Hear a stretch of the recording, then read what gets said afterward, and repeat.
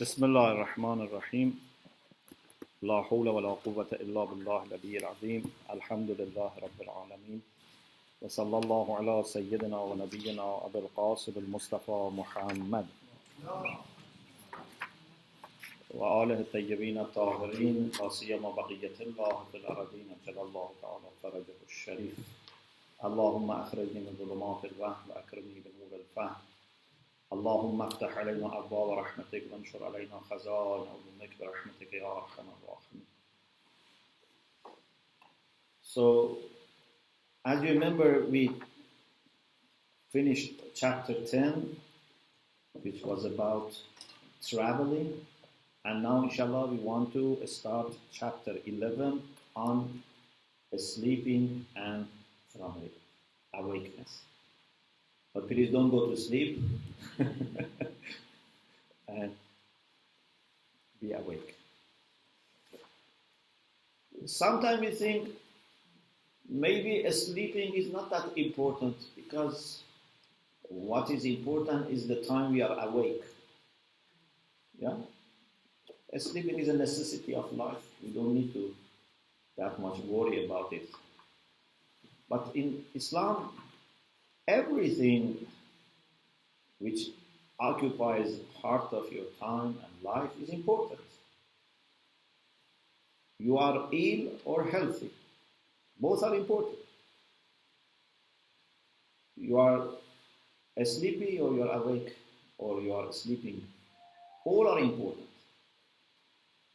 Even when we go to washroom, again it's important.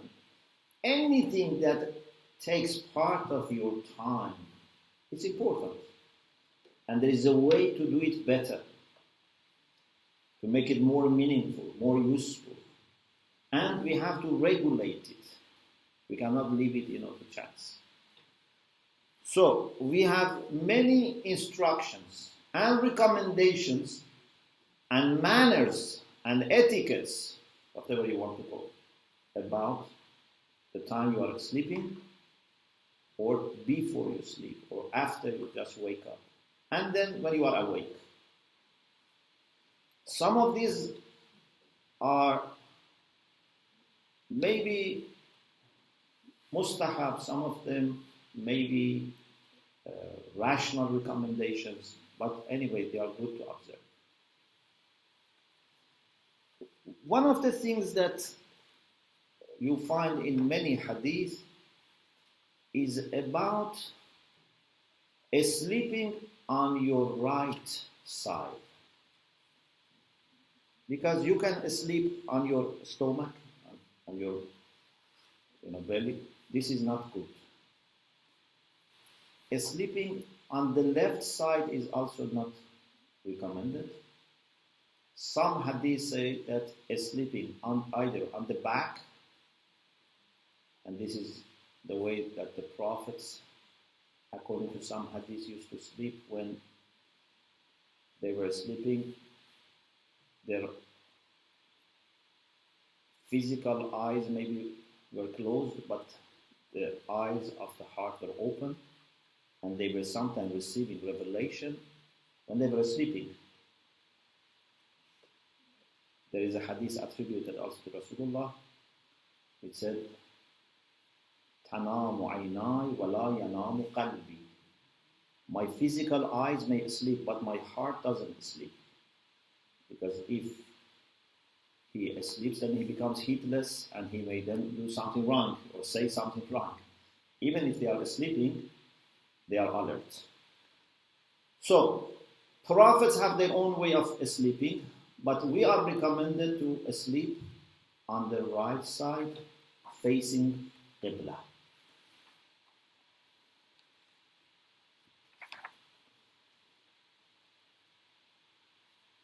There is a hadith that Rasulullah said, this is narrated by Sheikh Saduq, rahmatullah alayhi, in Man la yahdhuruhu al-faqih. And Ayatollah Jawadi Amuli quotes from Man la yahdhuruhu al-faqih. It's one of our major collections of hadith, one of Kutub Arba'ah. Ya Ali, an-nawmu arba'ah. Oh Ali, there are 4 types of sleeping. نوم الأنبياء على أقفيتهم. Prophets slept on their back. Qafa means back. So, facing the sky. وَنَوْمُ الْمُؤْمِنِينَ عَلَىٰ أَيْمَانِهِمْ. Believers sleep on the right side. وَنَوْمُ الْكُفَّارِ وَالْمُنَافِقِينَ عَلَىٰ أَيْسَارِهِمْ. Those who have no faith and are actually against faith, because kafir is not just atheist. I have said this many times. Kafir is someone who is against faith. They sleep on their left. وَنَوْمُ الشَّيَاطِينَ عَلَى وُجُوهِهِمْ. Human Satans, they sleep on their face. It's not haram.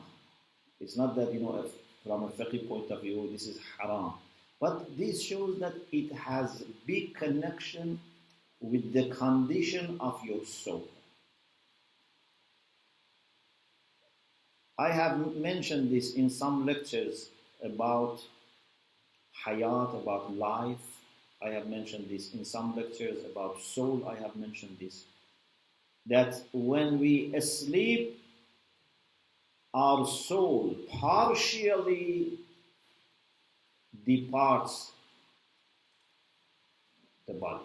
Partially. Not completely.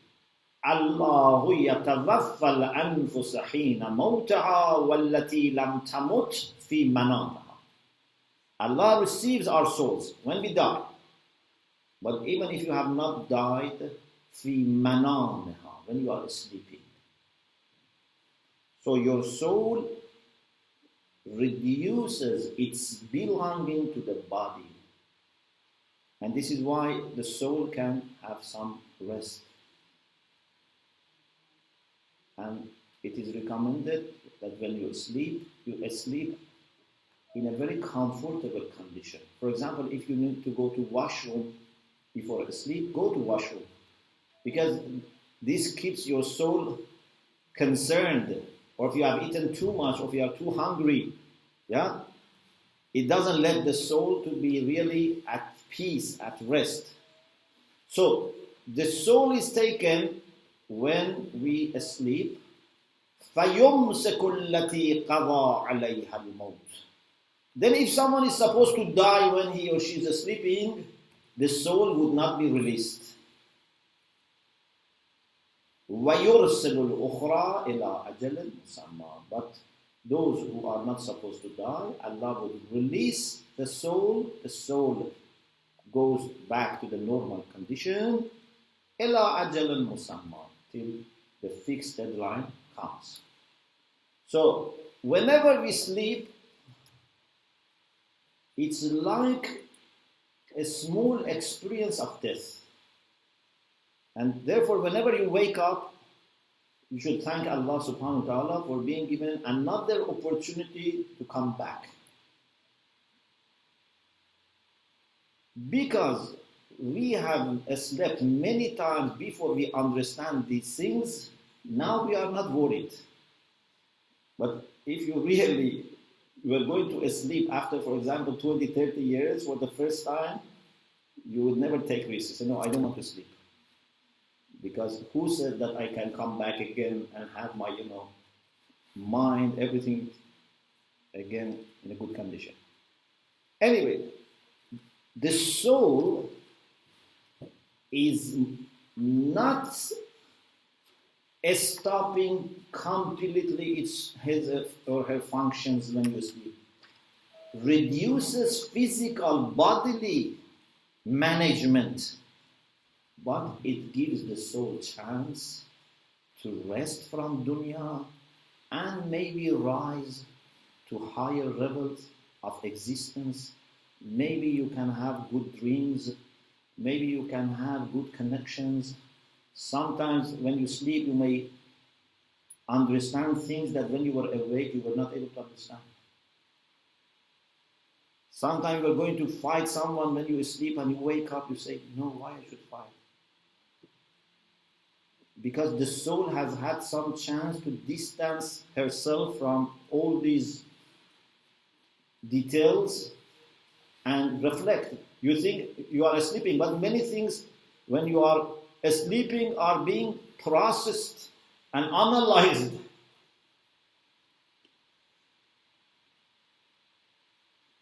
I remember one incident,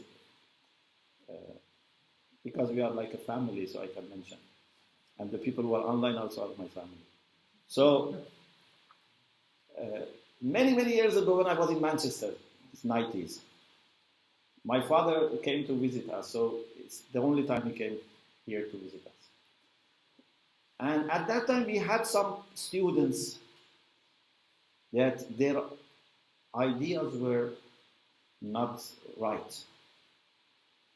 And some of them also had also background. They had misunderstandings. And I said to my father, some of these people that I know,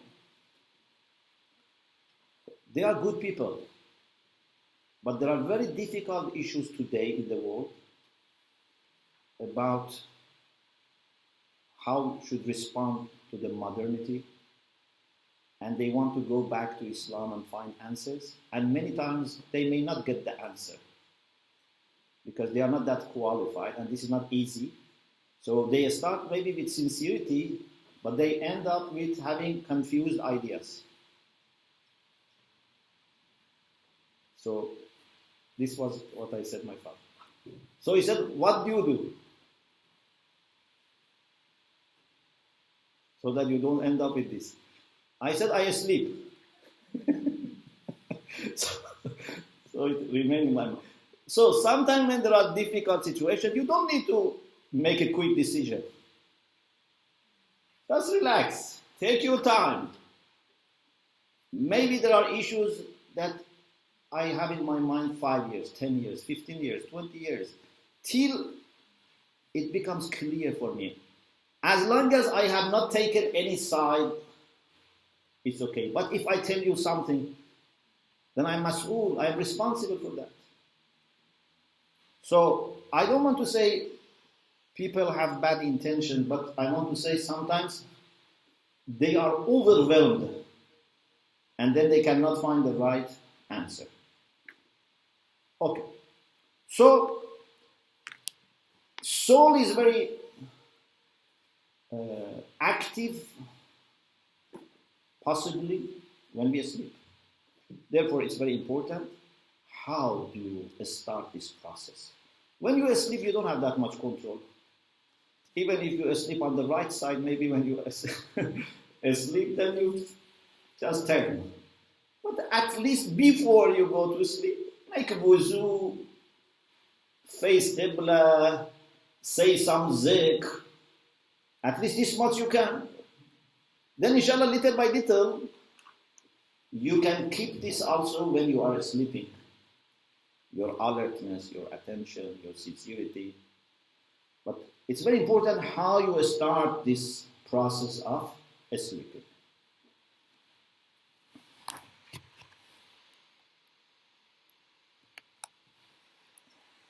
Okay.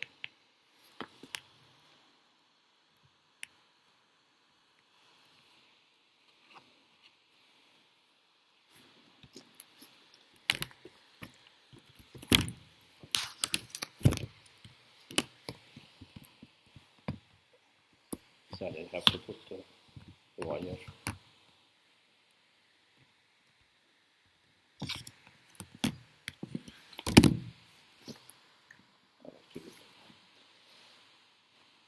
So, this is the possibility of sleeping on the right side if possible, or the Prophet's on the back. There is a hadith from Imam Sadiq alayhi salam. Kana Rasulullah yastaku idha arada an yanam. Rasulullah sallallahu alayhi wa sallam, before going to bed, was brushing his tooth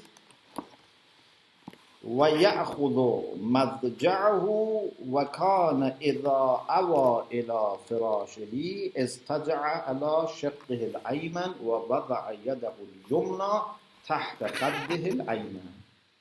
In Makarim al-Akhlaq, Tabarsi says that Rasulullah used to brush his tooth, and when he was going to the bed, he was sleeping on the right side, although the prophets sleep on the back, but Rasulullah sometimes also used to sleep on the right side to make it a sunnah, perhaps for people, because people by looking at him were taking lessons. And he used to put his hand, also right hand, under his cheek to sleep. When people are sleeping, they become very innocent. Looking at them is very nice. Sometimes I say, when we are asleep, hopefully Allah looks at us like a father or mother look at the children. And inshallah, He will kiss us when we go to bed. Imam Raza alayhi salam said, إن النوم سلطان الدماغ وهو قوام الجسد وقوته. Sleeping is power for the brain, is the strength for body. Food is important, but sleeping is also very important for your health. You should have good sleep. It's not necessarily a matter of duration. You should have enough sleep. But sometimes having too long is actually not good.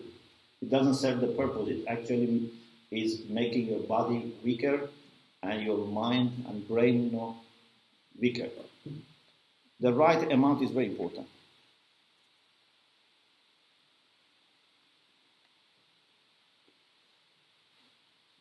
Place of sleeping is also very good and important. For example, there is a hadith that Rasulullah said, we should not sleep on the roof which is not protected. In the past they used to go on the roof. Sometimes there was no wall, no partitioning around. So people could go and then fall. Sometimes people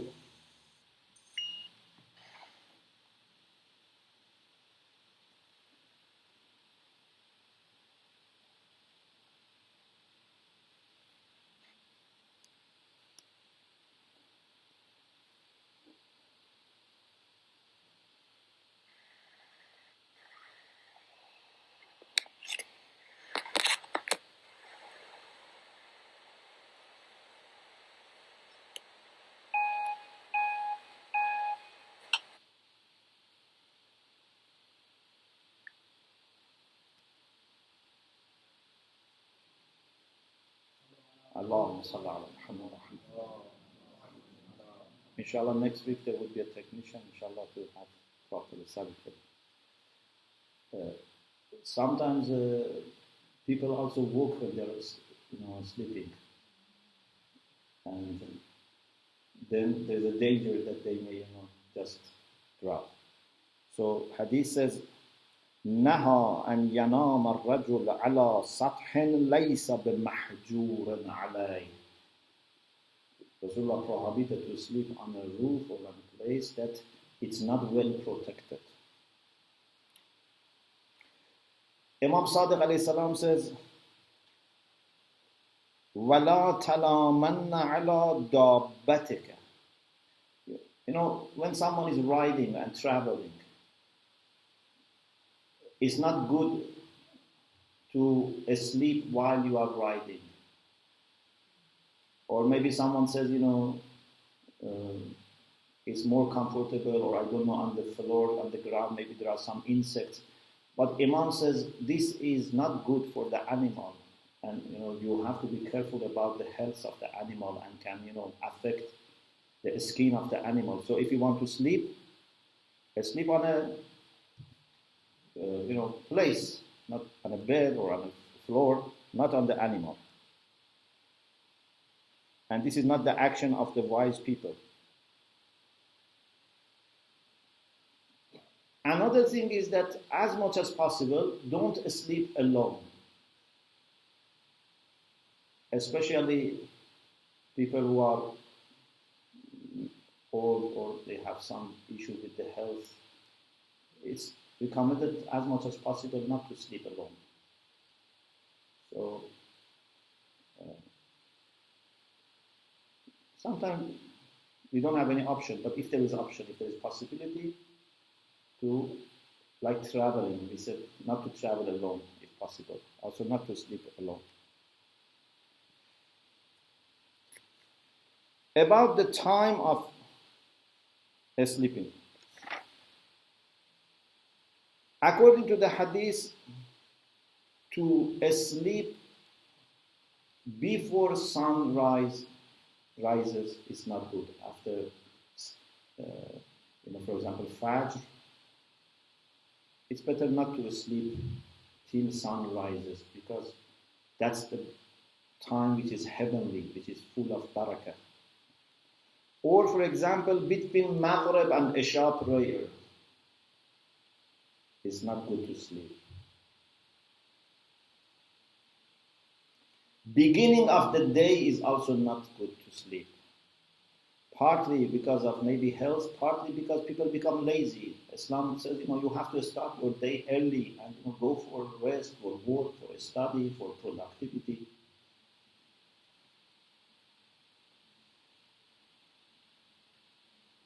I just mentioned one hadith. Amir al-Mu'min alayhi salam said, "An-nawmu bayna al-isha'ayn yurathu al-faqr."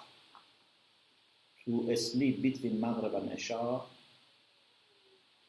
would lead to poverty. We, of course, most of the time say Maghrib and Isha quickly together. But if you were supposed to do Isha in its own time, there is a gap. It's not good to sleep in that gap. وَالنَّوْمُ قَبْلَ طُلُوعِ الشَّمْسِ يُورِثُ الْفَقْرَ. And to sleep before sun rises also is leading to poverty. Another thing is that we should not sleep too much. Rasulullah sallallahu alaihi wasallam said, ثَلَاثَةٌ يُحِبُّهَا اللَّهُ. There are three things that Allah loves. One is قِلَّةُ الْكَلَامِ, to speak little. If you see someone speaks very little, then this is good. The ability to speak less is very good. And this means that this person has chance to reflect, to think, to study what he wants to say. وَقِلَّةُ الْمَنَامِ وَقِلَّةُ الطَّعَامِ. Sleep also little and eat also little. How much we cannot fix. I cannot say 4 hours, 5 hours, 3 hours, 6 hours, because depending on your age, depending on your lifestyle, depending on your body, depending on your habits, have you trained your body or not, it can be very different. But what is important is give your body what it needs, not more. Just give it what it needs, and if you want to reduce it gradually. For example, if you sleep 10 hours, don't make it from tomorrow 5 hours. This can create problem because أَعْتَ كُلَّ بَدَنٍ مَا عَوَّدْتَهُ. You should give your body what your body is used to it. But little by little you can train your body.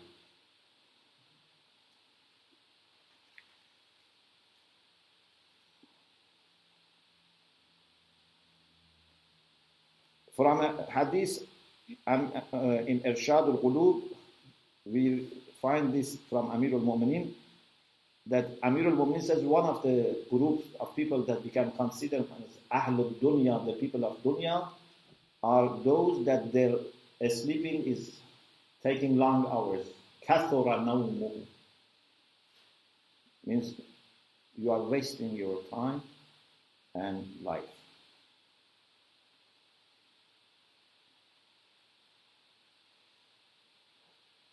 The next title here is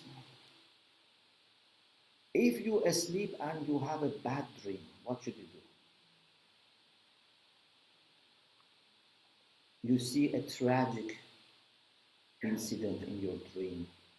You see someone has died, What should you do? Imam Sadiq alayhi salam said, إِذَا رَأَى الرَّجُلُ مَا يَكْرَهُ فِي مَنَامِهِ.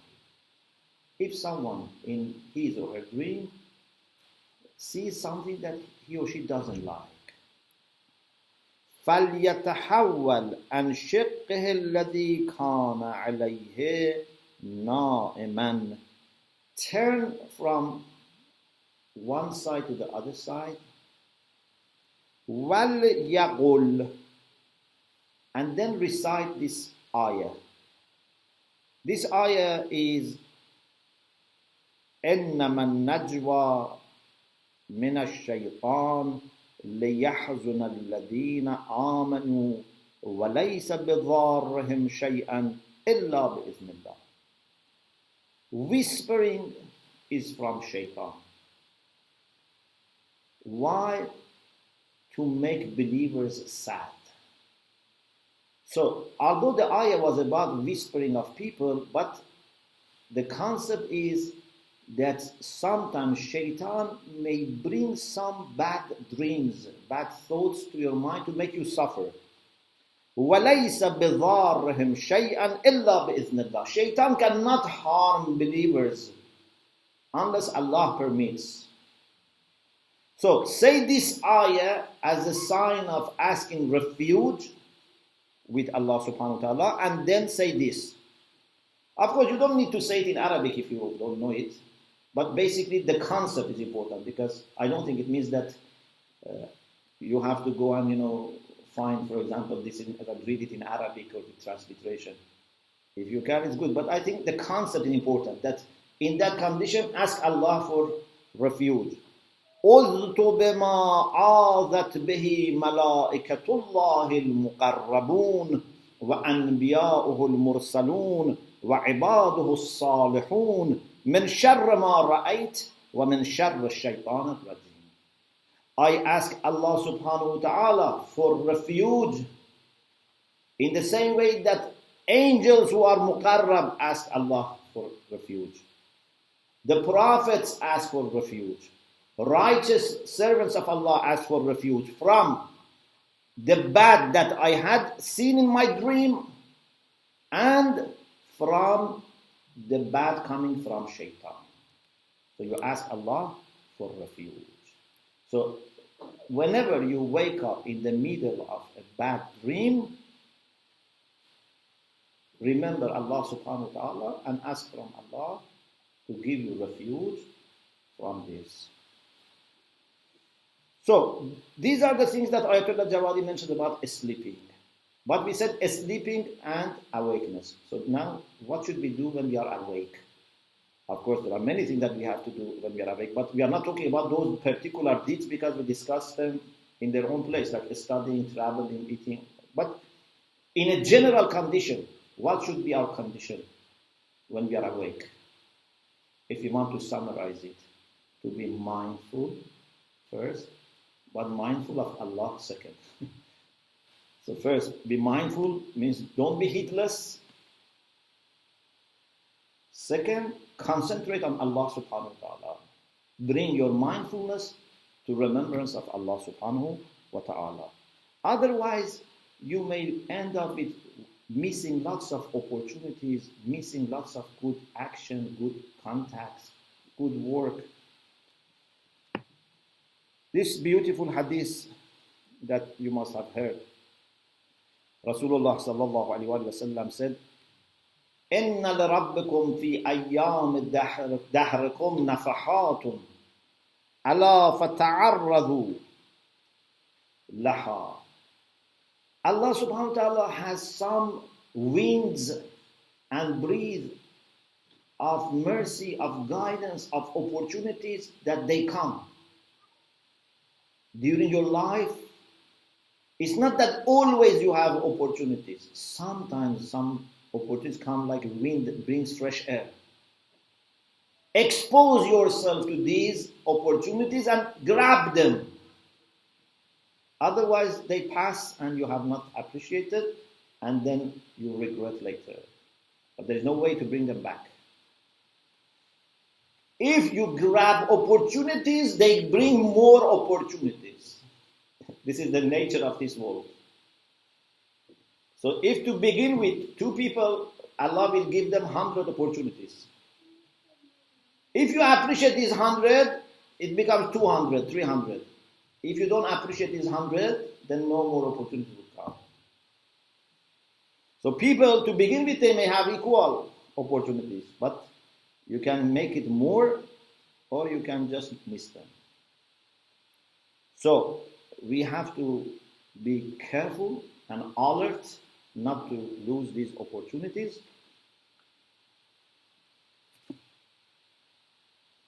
Amir al-Mu'minin alayhi salam also said, Al-fursatu tamurru marra as-sahab, fantahizu furas al-khayr. Opportunities pass like clouds. So take these opportunities into your advantage. Grab these opportunities. Imam Baqir alayhi salam said, Badir bintihaz al-bughya inda imkan al-fursah. Be quick and fast in getting what you want when there is opportunity. Don't waste time. We shouldn't rush, but we shouldn't also delay. You should find the right time. Yeah? If, for example, your train comes at 11 o'clock, you take a train at 10:50, that's not going to where you want to go. But if you also go late, again, there might be no other train. So, you have to not waste and delay and postpone unnecessarily. Especially we have to benefit from our youths. Amir al-Mu'minin alayhi salam said, Inna al-layla wal-nahar ya'malan fika fa'mal fihima. Day and night are constantly working on you. They are affecting you. Every day you lose something. Every night you lose something. Every day and night your life becomes shorter. Imagine if we have a statue and we are every day taking part of this statue. Your life is like this. Day and night are taking part of it. So you must not be relaxed. What should you do? فَعْمَلْ فِيهِمَا. If they are affecting you, you should also do something to affect them, means to take them to your side, to your advantage. وَيَأْخُذَانِ مِنْكَ فَخُذْ مِنْهُمَا. They take from you, you take from them. Benefit from them.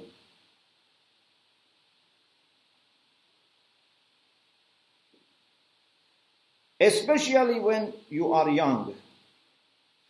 When you are young, you have lots of opportunities that maybe later you don't have. Unless when you were young, you grabbed them. If you were young, you looked after your health. In future, you can also be healthy. If you were young, you educated yourself, studied well. In future, also you can continue.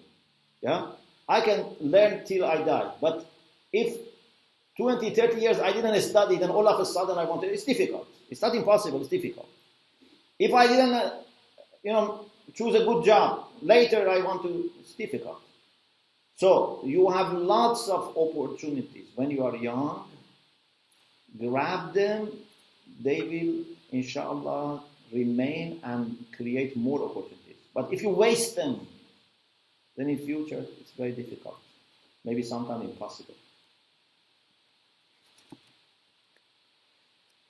One of the things that Islam very much recommends is not to think about bad things. We should not do bad things, but Islam says this is not enough. It's not enough that you don't do bad things. Don't even think about doing bad things. Why? Because thinking by itself is an action. It's the action of the heart. It's the action of the mind. Even if I think about sinning, about harming, about doing zulm. For example, I say in my heart, if I see that person, I'm going to say this to him, or I'm going to ruin him, or I'm going to damage him. Maybe I don't do this, but even thinking in this way is not good. It makes the arguableness of the action less and less, noticeable and understandable. How people end up with doing bad things? First, they think about it. First, they get used to it in their thinking, and then they do it. One day they dare and then do it. So, think in a positive way. Think about good things. And even, sometimes reading bad things. There are people who always, for example, read about bad things that happen in the world. We should know some of these things, but some of these things we don't need to know. Every day, millions of people can have, accidents, or, people are killed or whatever. Is there something that I need to know? For example, there is something about politics, something about ummah, something about humanity that I need to know. Okay, but there are people who just read these things, and there are newspapers in some countries that only publish this bad news. Who killed whom? Who divorced whom? Who did this? This actor did this actress did this. All these negative things. This is not good because it drains your positive energy.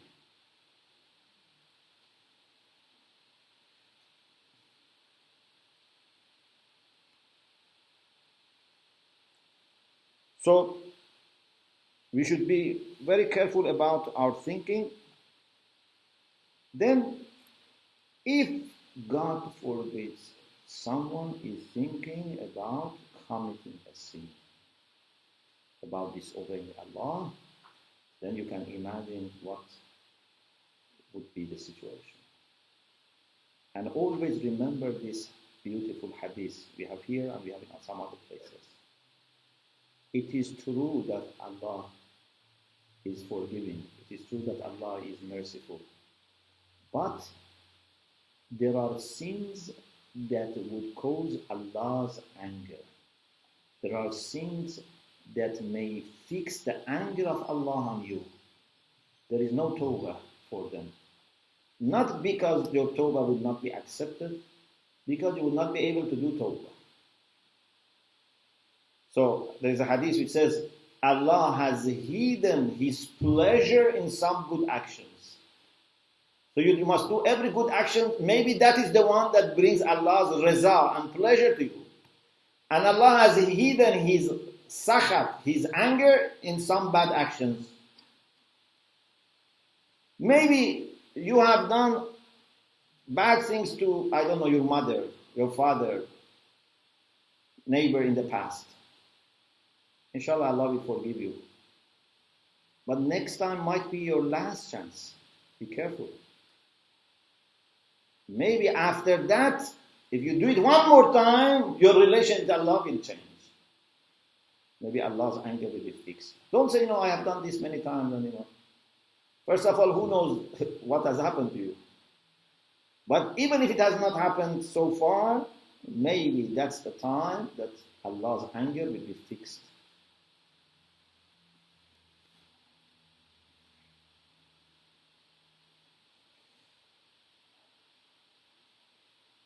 Imam Sadiq alayhi salam said, Man hamma bisayyatin fala ya'malha.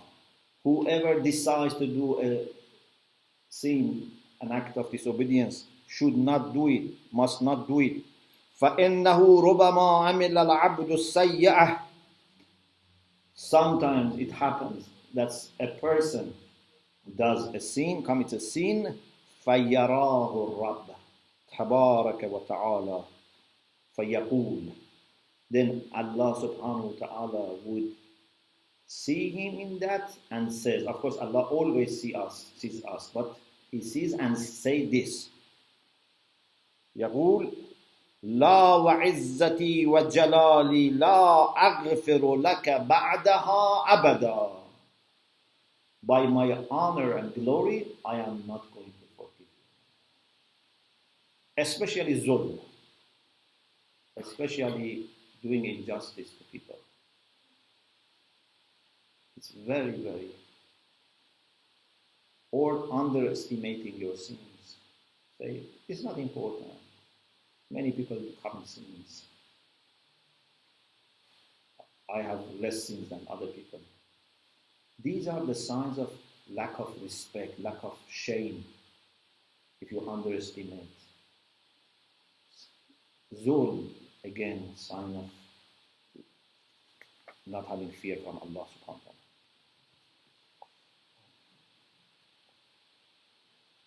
Imam Sadiq alayhi salam says, لا يتمكن الشيطان بالوسوسة من العبد. Inshallah we finish in a few minutes. Shaitan is not even able to bring temptations. Because shaitan doesn't have control. The maximum shaitan can do is to bring temptations. Yeah? It's not that Allah has given remote control for us to shaitan. So, switch them on and off and, take them from here. Shaitan doesn't have remote control. Maybe we give him our remote control. That's another issue. But Allah has not given shaitan our remote control. Okay? Shaitan can do waswasa. But even waswasa, hadith says, it's when you are heedless of Allah subhanahu wa ta'ala. If you are in the condition of mindfulness and remembrance of Allah, shaitan cannot do even waswasa. Imam Sadiq alayhi salam says, لا يتمكن الشيطان بالوسوسة من العبد إلا وقد أعرض عن ذكر الله. Shaitan is not possible for him to bring temptations unless the servant of Allah has turned away from Allah, has stopped remembering him. وَاسْتَهَانَ بِأَمْرِهِ, and has underestimated Allah's affair, Allah's command.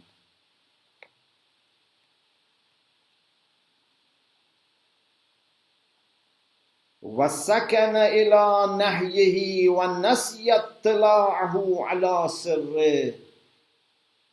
He has underestimated prohibition of Allah subhanahu wa ta'ala. Said it's not important. Allah has said this is haram. It's not important. And is not thinking that Allah is aware of his secrets. This is the time that you open the gate for shaitan to come.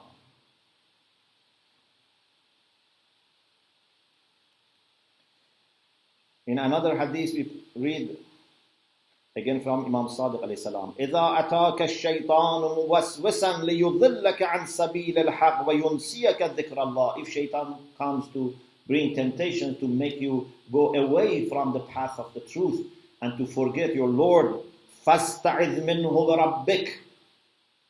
Ask Allah to give you refuge from shaitan. وَرَبِّهِ, because Allah is your Lord and His Lord. Ask your Lord and His Lord to give you refuge. فَإِنَّهُ يُؤَيِّدُ الْحَقَّ عَلَى الْبَاطِلِ وَيَنْصُرُ الْمَظْلُومِ. Because if you ask Allah for refuge, Allah will support madloom. You are madloom. Shaitan wants to attack you. Ask Allah for help. Allah is going to help you. Isti'adha is a powerful means. I have said this many times about these spiritual tools. Dua, istighfar, isti'adha, insha'Allah, bi'idhnillah. These are powerful tools. It's not just formality. If you really mean a'udhu billahi minash shaitanir rajim, Allah helps you. If you mean it, if you are like a person who is in a dark and a thief is attacking and ask for help, if in that condition you ask Allah for help and say, A'udhu billahi minash, He's definitely going to help you. But if it is just something we repeat and we don't mean it, of course, then you may not receive any help. Imam says, فَإِنَّهُ يُعَيِّدُ الْحَقَّ عَلَى الْبَاطِلِ وَيَنْصُرُ الْمَظْلُومِ. Allah helps, or this action of isti'adha helps haqq over falsehood, and helps also mazloom. بقوله عز وجل إنه ليس له سلطان على الذين آمنوا وعلى ربهم يتوكلون. Shaitan has no authority, no sovereignty, no control over the people who have faith and trust their Lord.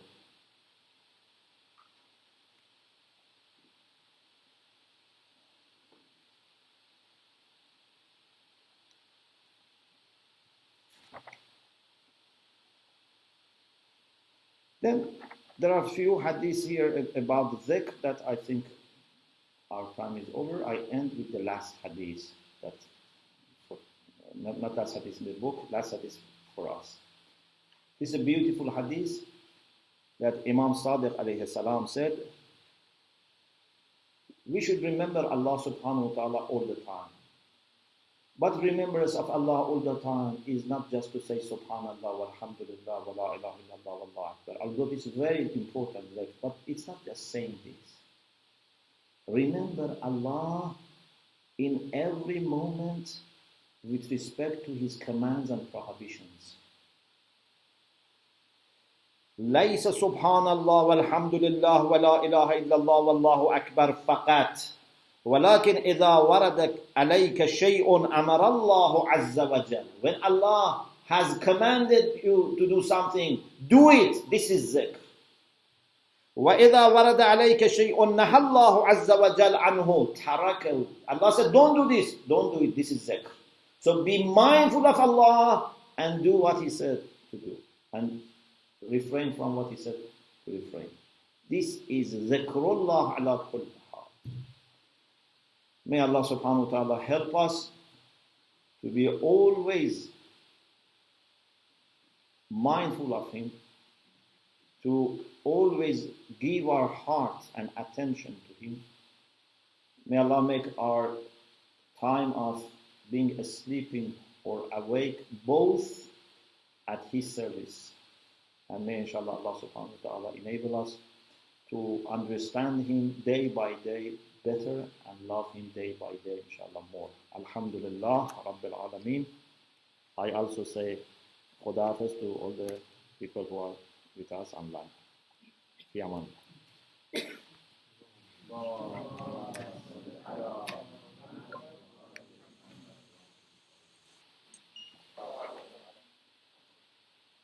Do you have any questions?